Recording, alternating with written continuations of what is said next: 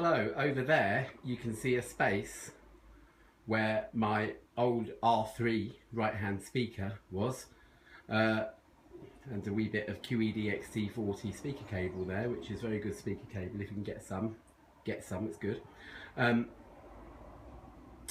here is the right hand side RS5. I've taken them out of the boxes.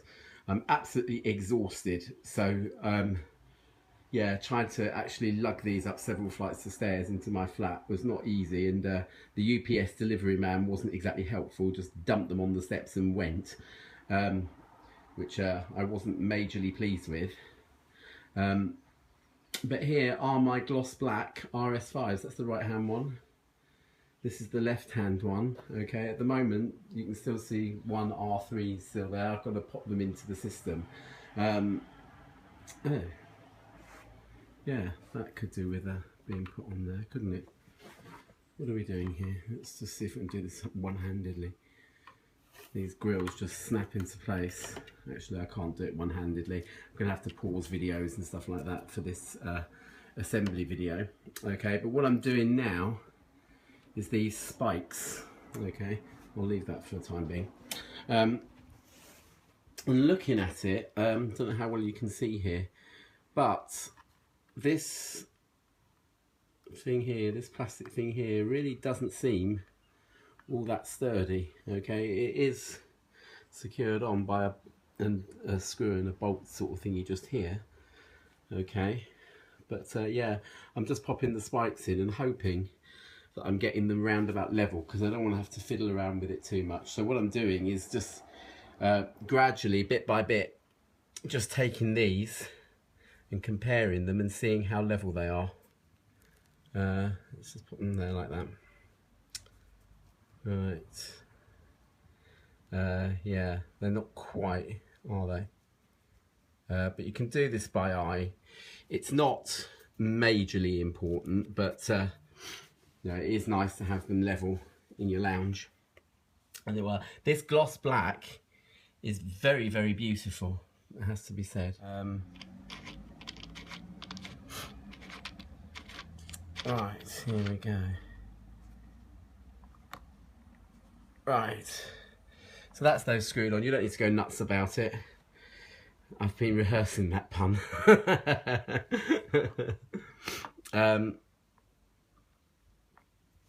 But there we go. Hopefully I'm going to get a spirit level, which I'll do on this phone in a minute when I stop prattling. Then that will be a nice RS5, beg your pardon, speaker. It does look rather gorgeous, even lying flat on its back. Okay, it's just a wee bit taller than my old R3 speakers. So we'll see how they get on with the slanting ceiling. Okay, I might have to move them just a little bit further away from the wall, even just to accommodate them. Okay, never mind the sound quality, eh, folks? Okay, we'll see how they do. Okay, I'll report back to you when I've finished assembling this other speaker. Okay. Okay, so we're just about ready to plug these things in. Okay, before I do so, I've used a tape measure and I've got these roughly 8 inches away from the wall, which is really where my other ones were, just about. Okay, they're within about half a centimetre or a centimetre or so of each other. They're not exactly right. I don't think you'll ever get them exactly right, unless you're, you know, some hi-fi anal reviewer or something that's got, you know, 30 grand speakers and has little tape marks on the floor and whatnot to put them. But there you go. It does bear with saying that, you know, this is a starter point though, and I will experiment with the positions if I'm not happy with the sound. If I'm happy with the sound, I'll leave them as they are. Okay, going round the back, you will see, you might see, there, these are what's called bi-wireable speaker inputs, because what that means is that if you have two amplifiers, you can feed one amplifier the treble signal and one amplifier the bass signal, and that will give you an improved sound.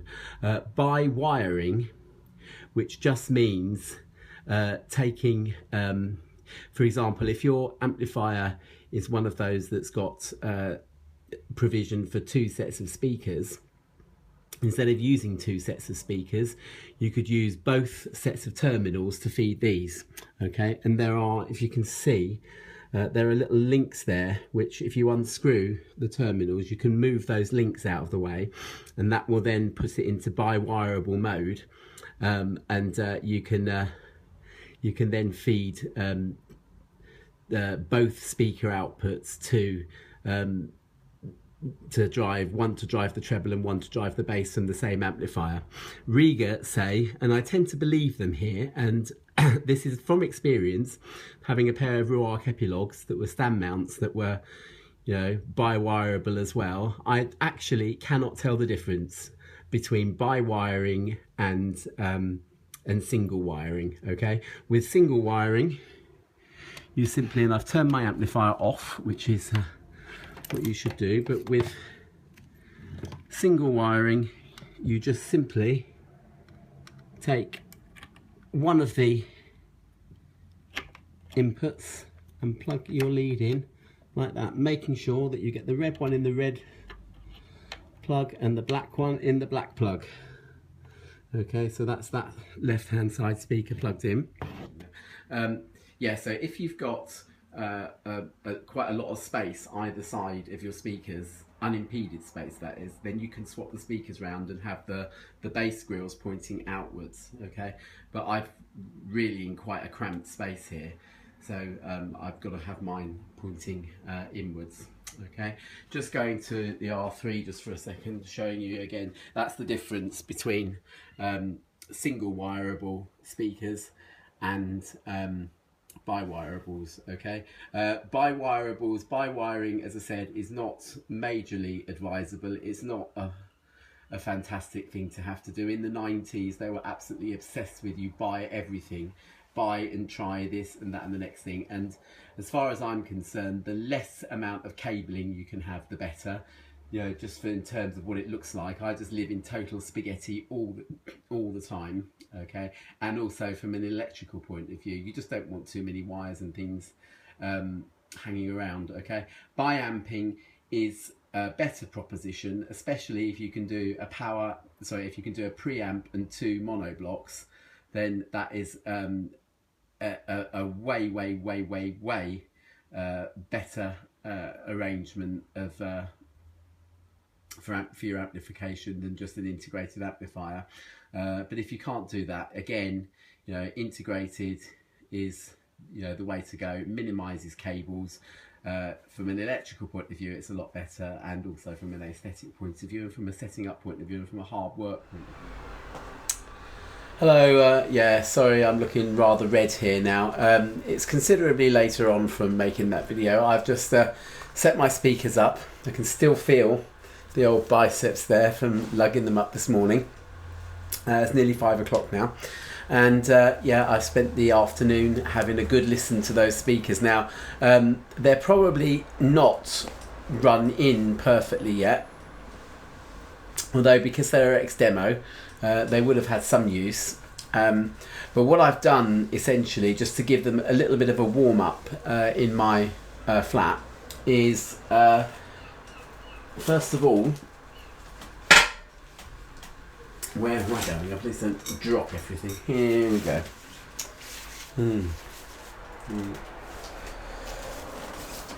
First thing I put on is vinyl, and this How to Give Yourself a Stereo checkout. It's worth doing because, oh, I look a bit better with holding this here. Perhaps I'll just hold it here. But it's worth doing because it will tell you, you know, if you've made stupid things like you know, got a cable the wrong way around or something like that.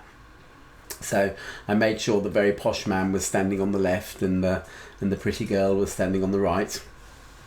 And then I let it play for one side, very simply because not that there's a huge amount of stuff that's particularly helpful on this record really, but in terms of playing very, very deep tones, and yes, at one point I heard that was a bass tone. You don't say. But yeah, it's worth it because it will play far sort of more demanding tones, and it's far more modulated than most albums are. So it will give the tweeters and the subwoofers and everything else a sort of a bit of a shake up, really, just to get them moving if they've not been if it's not been working for some time. I don't know how much use they got. Okay, so that was worth doing. Okay, the second thing that was worth doing, and I did talk a little bit about positioning when I was setting these up. I've got them about 8 inches from the wall, but I've also now done a little bit of a toe in. In other words, they're pointing. I don't know if I can do this. If I go that way just a little bit, I'm turning round. Can you see me turning round? This is the whole of my iMac being moved here. Right, you can just about see there that there's a little bit of toe in on the speakers. They're just pointing slightly in like that. Okay, and what that does is it spreads out the stereo image just a little bit more. And the thing that helped me with that is this record here. One of my very, very first videos on YouTube, if you can go back and find it, was actually talking about this little single that I've got here. Okay, it's very crackly, but it's one of these full frequency stereo sound things, the same sort of thing that they were sort of going on about here with this record here. So there's another Decca one, FFSS. It's not a Facebook abbreviation, I promise you. It does stand for full frequency stereophonic sound. Okay, and not what else it could stand for. But yeah, playing this single here, now it starts out, yeah, in the 1950s. I really don't know why. I really don't know what sort of came over the average hi-fi enthusiast in the 1950s, but they loved their train recordings, and it does start out with a couple of minutes of trains. Okay, trains going in front of you, across you, like that, and then a train coming towards you, and stopping, and doors slamming, and people walking up and down the platform.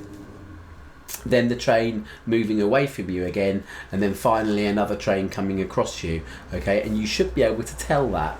Okay, one of the things that my lovely RS5s did was pointing that out beautifully, especially after I did the toe-in. Okay, because I did play this. I did play the first side of this twice, just so that I could sort of see the difference between without the toe-in and with the toe-in. It's slightly better with the toe-in. Okay, they have our Forces sweetheart Dame Vera Lynn here singing a song here, Another Time Another Place, and that recording on here is just absolutely gorgeous. It's tangible. Okay, she's standing there in front of you. There's distance between her and the orchestra and the backing singers, and it's just wonderful. It's a very, very physical experience, and that really speaks volumes about the RS5 speakers. Okay, not that the R3s were slouches in that area. They were just slightly more sort of laid back and kind of, you know, just less sort of bite about them, really. But you know, this is you know, a very, very good little single anyway for checking your stereo stuff. And yeah, we'll come on a bit more about the RS5s when I actually started my auditioning proper. Okay, because the first thing I did let's play this album here. It's a stereo freewheeling Bob Dylan. It's a pressing from the early noughties, I think. Certainly that's when I acquired it. Whether or not it was actually pressed in the early noughties or earlier, I don't know. But anyway, the first thing that I was aware of really was Bob Dylan's guitar on the right, and yeah, the R3s will tell you that, but you know, this actual experience of somebody playing the guitar was far more evident with these RS5s than with the R3s. Okay, you know, all the time that I'm talking, please, please, please, please, please do not ever mistake the fact that those R3s are wonderful speakers. They really are wonderful speakers. Okay, they sat in my system for 10 years. They've been put through, you know, all kinds of moves around. They've you know, they've taken my stereo, my telly, my, you know, just about, you know, vinyl, and you know, and gone through numerous vinyl upgrades as well, from you know, the P3 way back to the P5 in the late noughties, and then, you know, the RP8, and they've, you know, and they've told you each time that you've made an upgrade to your front end or whatever. You know, the same with the CD, from the Planet, you know, through to the Apollo, through to the Apollo R, and you know, each time they've told you that there's been, you know, an upgrade going on there. Okay, but the RS5s are, as I say, they're a newer speaker. They're a higher up the range speaker, and it does show. Okay, so you know, this sort of sense of, you know, the tangibility of the guitar, of somebody playing the guitar, you know, the agility of the speaker cones, you know, just, you know, so that you can tell every slightest bend, okay, every slightest little sort of bit of dynamic. It's a far more dynamic presentation than the R3s. Okay, and the R3s, it does have to be said, they were a tiny bit slouchy when it came to dynamics. So certainly, you know, with the RS5s, you know, you're aware of that. Okay, so it's really a sin of omission on the sense of the R3. Okay,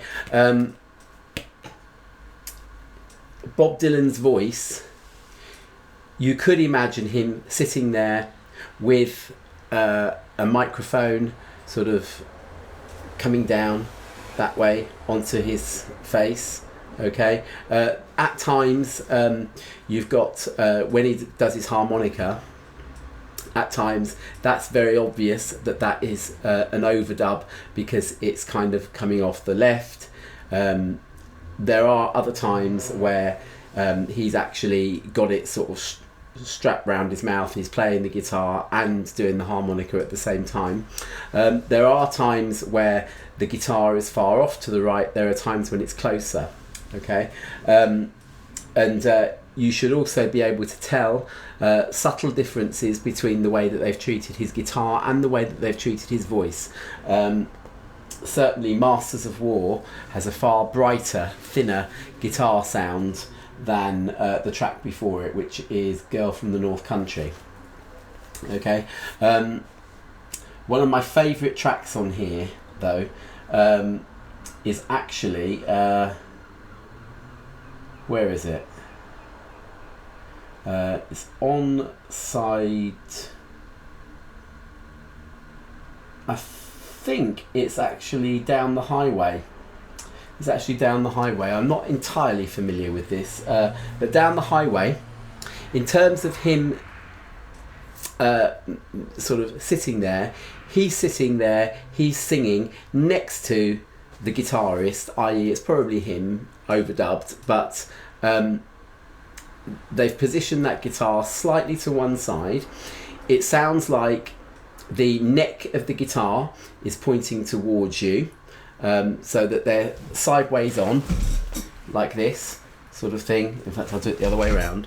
Okay, so pretend that's the neck of the guitar. Oops. Pretend that's the neck of the guitar. Dear Lord.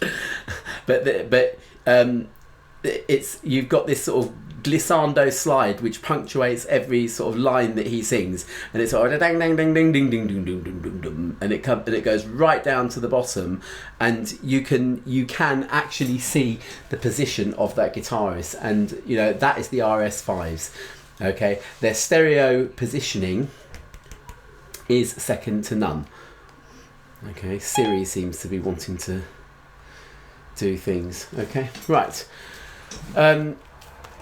So yeah, and you know, we get to Karina on here, and it's such a, you know, because poor Bob Dylan, he kind of got into trouble with his fan base for ever introducing more instruments than just him and his guitar and harmonica. But Karina here is very tastefully done, as it were, tastefully for the 60s anyway.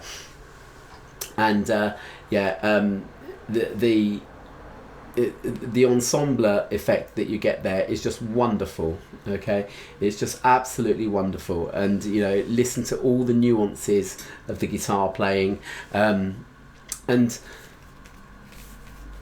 the R3s are just a tremendously revealing speaker, balance wise as well.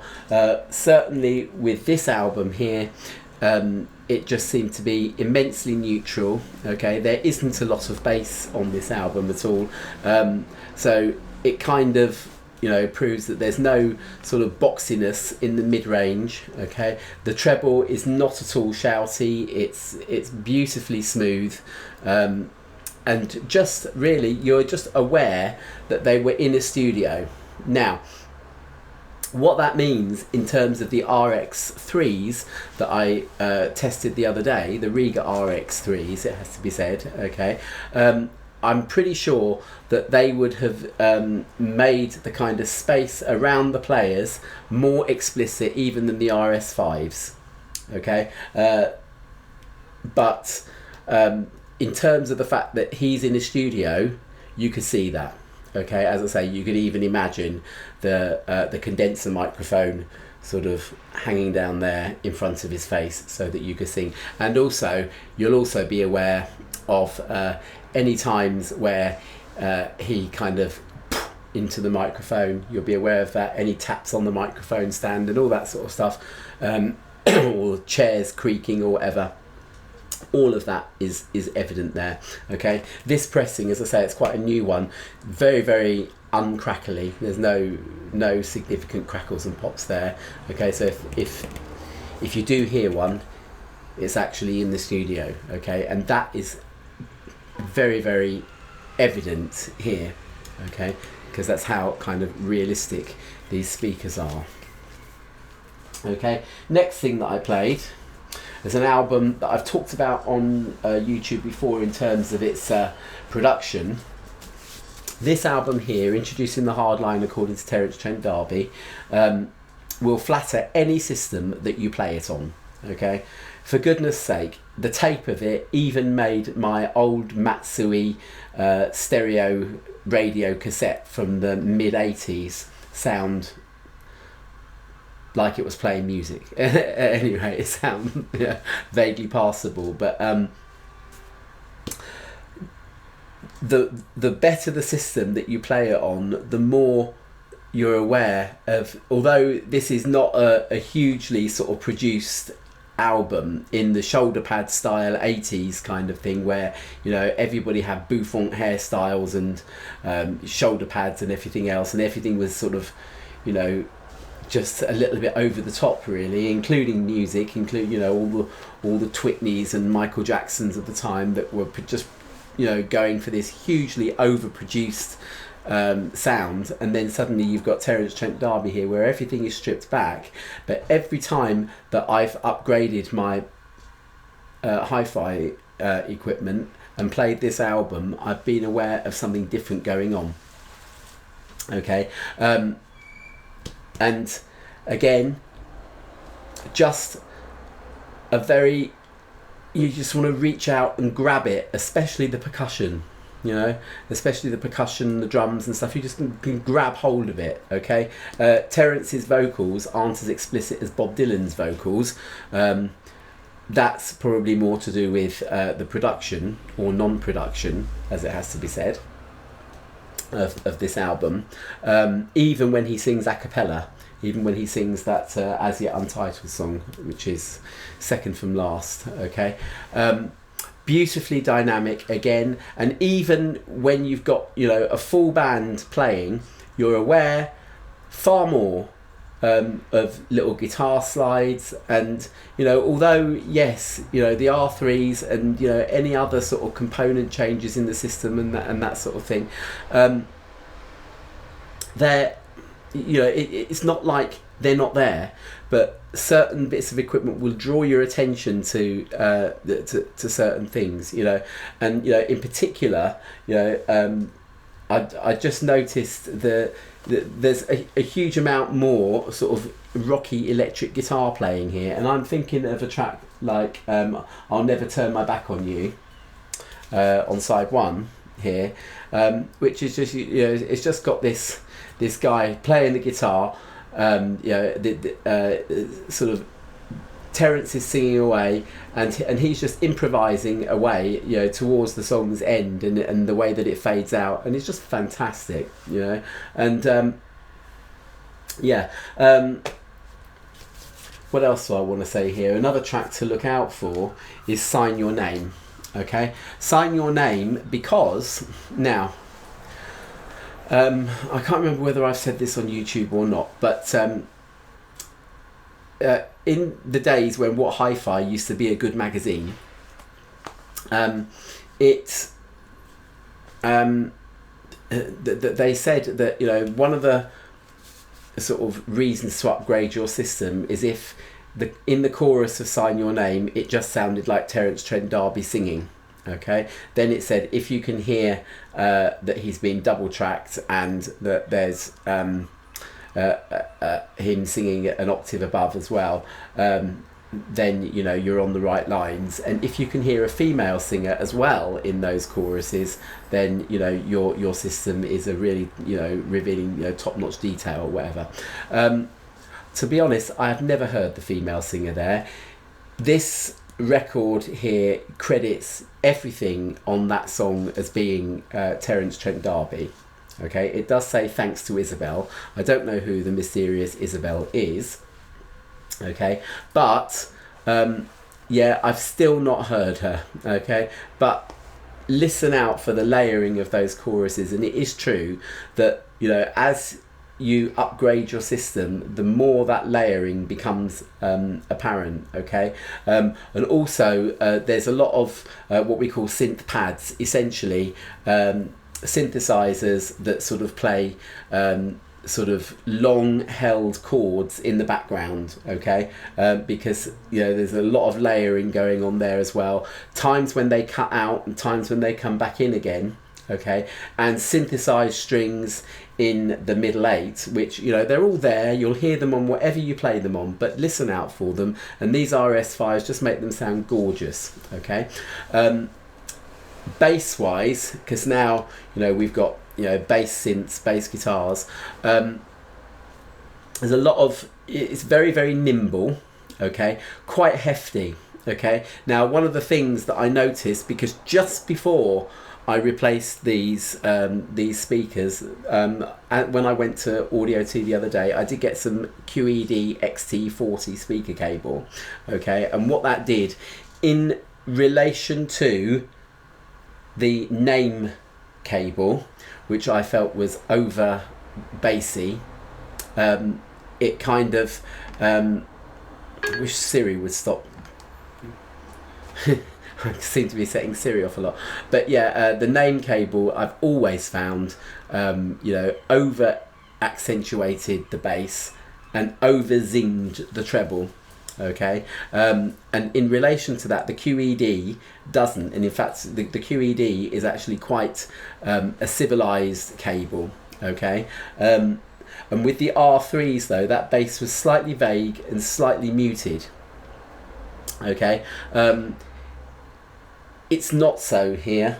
It really isn't. Okay, there's a huge amount of heft, even when played at moderate volumes. Okay, if anything, and this might be down to my room, it might be down to the fact that the speakers aren't fully running yet, but if anything, there's they're just slightly over bassy. Okay, I think that will get better in time. Okay, it's nothing that sort of detracts your enjoyment detracts from your enjoyment of the records, but you know, in absolute terms, you know, it is slightly over bassy, in a sense, probably in a way that the RX3s are not. Okay, the RX3s, it was, you know, it just seemed to be slightly more controlled, even with the NACA 5 cable. Okay, what I mean by that is, if you imagined the RX3s using QED cable, you would find that perhaps they weren't quite as bassy as these RX5s are, or at the moment they sort of appear to be. Okay, it's just possibly because you know, my ear getting used to them, possibly they've not been running properly yet. Okay, so then what I did, okay, after marvelling at the RP8 with the exact cartridge and through the ARIA phono stage, because essentially, and this has to be said, okay, a speaker's job is to, number one, put out what the source is putting into it. Okay, this is the source. Okay, it's not your record player or your CD player or your streaming whatever from your computer. It's the actual music. Okay, that is the source. Okay, followed by any kind of production techniques, then possibly your equipment that is being played back on, and the speaker's job is to do that. Okay, so what I'm hearing, because in terms of, you know, this is an all one make system. Okay, just about everything apart from the cabling is all Rega stuff, and it's all Rega stuff at a sensible kind of price match, as I was talking about in my last video. So for instance, the RP8 with an exact cartridge on it is a sensible kind of match for these RS5s, and it's it is therefore, I suppose, sort of prudent to say really that it's actually extracting from this record, or any record, you know, the not necessarily the end, but as much detail as possible. There's no one component outshining the other, and the synergy is what is sort of very apparent. Okay, because oops daisy, we go along to this pile of CDs that I played. Okay, now one of the things that I said that I noticed when listening to the Apollo R through the R3s is a certain amount of hardness, okay, in the mid-range. Okay, only when driving it above volume levels that you dare, kind of thing. Okay, and I placed the blame for it on the on the CD player. Okay, and that is still evident. Okay, there's a lack. What am I saying? I don't want to sound negative here, because it really it's very minor. Okay, will you shut up, Siri? But it's a very minor amount of hardness, particularly in vocals, okay, and particularly on loudness ward CDs, okay. It's still there in comparison with vinyl, okay, and in comparison with a top-notch source of vinyl such as the RP8 with the exact cartridge on it, okay. The Apollo is Rega's bread and butter CD player, okay. It's a fantastic CD player, okay, and if you know you're used to iPods, maybe very basic CD players or anything, or you know, from richer sounds or anything like that, get yourself an Apollo CD player and you will be amazed, particularly an Apollo R, okay, i.e. the latest incarnation of it. It is amazing, but relative to vinyl there's still a certain amount of hardness in the mid-range, okay. Through the RS5s with this new speaker cable, it's tamed it slightly, okay. The R3s made it quite obvious, but this, you know, because of the overall kind of thicker texture of the vocals, it's tamed it slightly, okay. Battle Studies, for example, I spoke about this sort of in the track Edge of Desire. I spoke about this kind of robotic kind of biscuit tinny like cymbal, okay. It's still like that. That's possibly how he played it, okay. It's also painfully evident as well, and this is the recording, it's not anything, it's not the equipment, it's the recording of you know, of the song.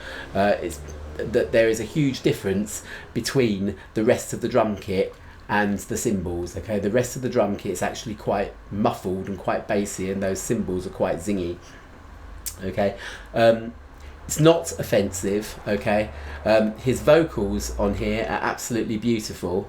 The bass is nimble, okay. You can you know, follow the notes, you can follow the tune, and you can also follow his fingers as he's moving on the strings, okay. It's you know, it's not a bad recording, it's not an amazing recording, okay. This is an amazing recording, okay, and this one just gets better and better and better every time that, you know, it's like the Terence Trent Derby, every sort of improvement to the system that I make, and this recording just sounds better and better, okay.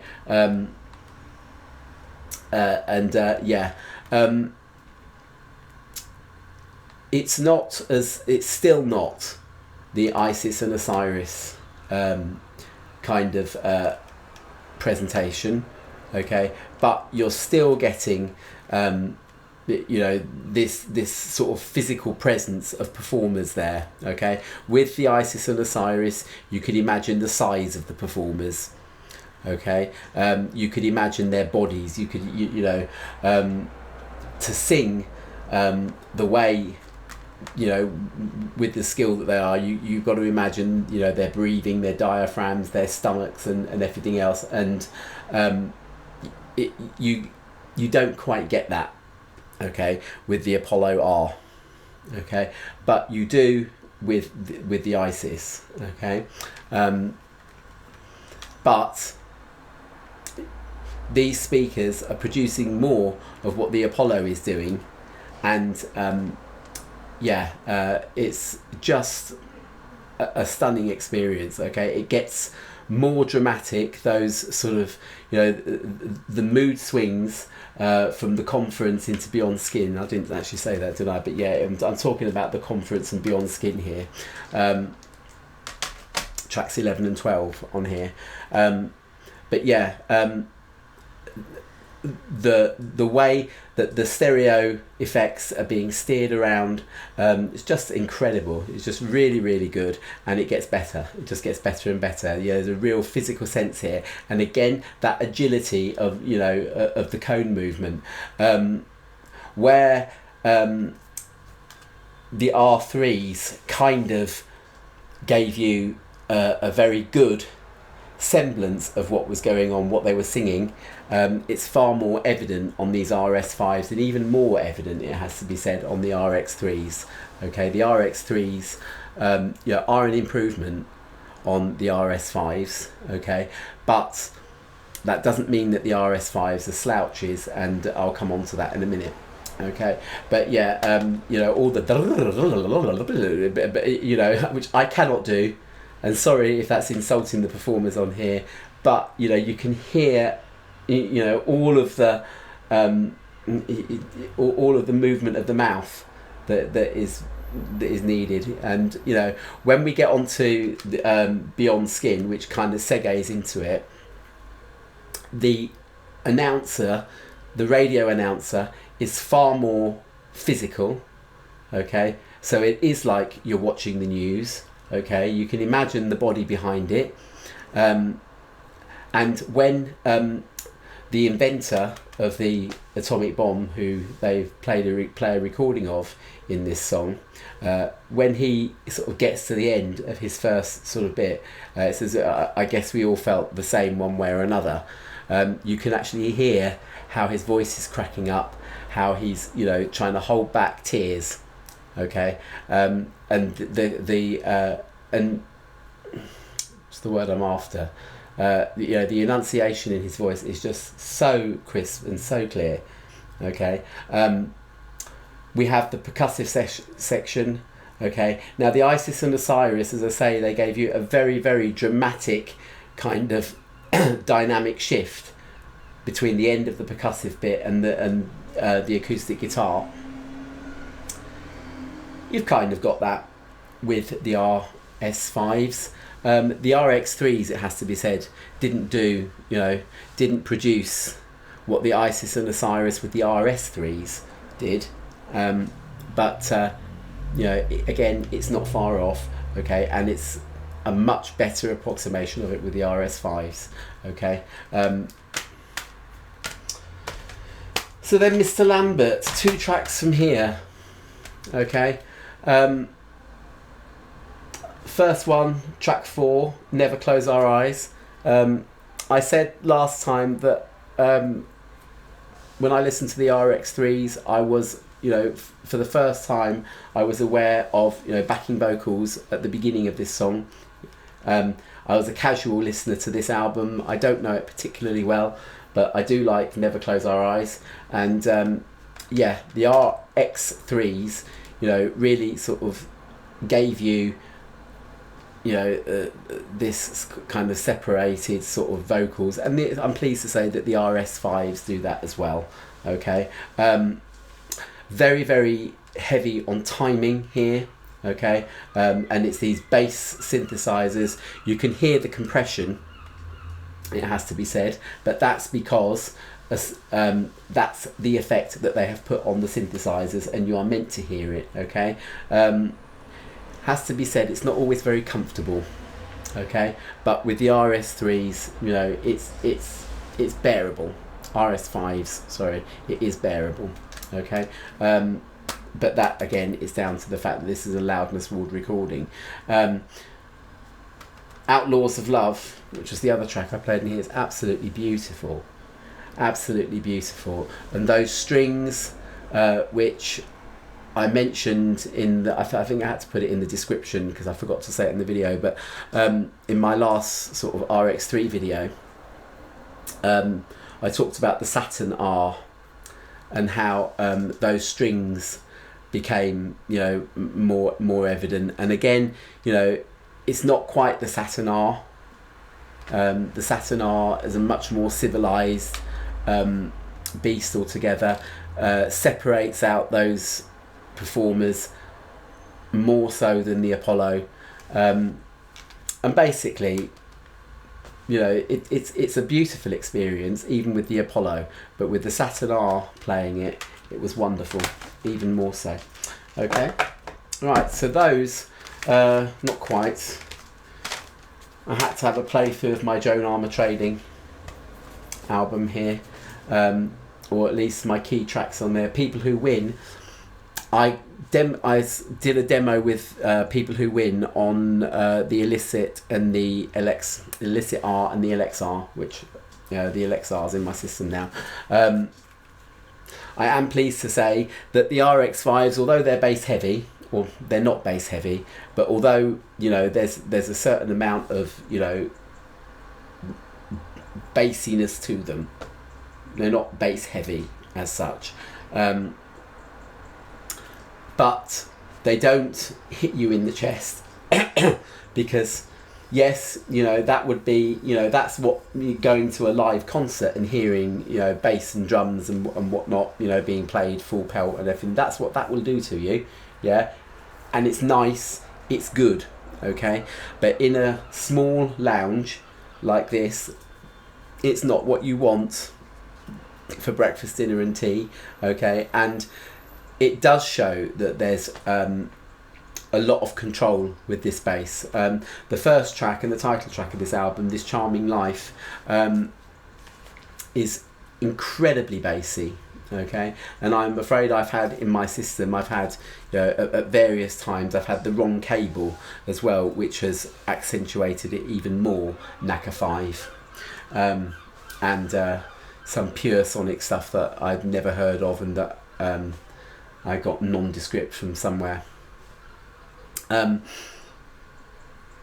But yeah, the RS5s keep that bass under control, okay, and it is lovely. So what are my conclusions after ranting on for 37 minutes or so?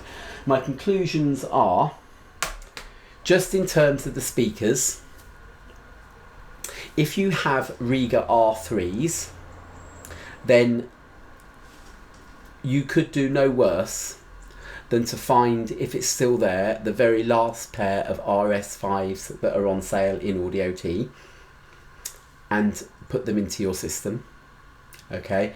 Everything you like about the RS3s is still there, but you just have more of, okay. Plus, this greater sense of physicality and three-dimensionality to the sound.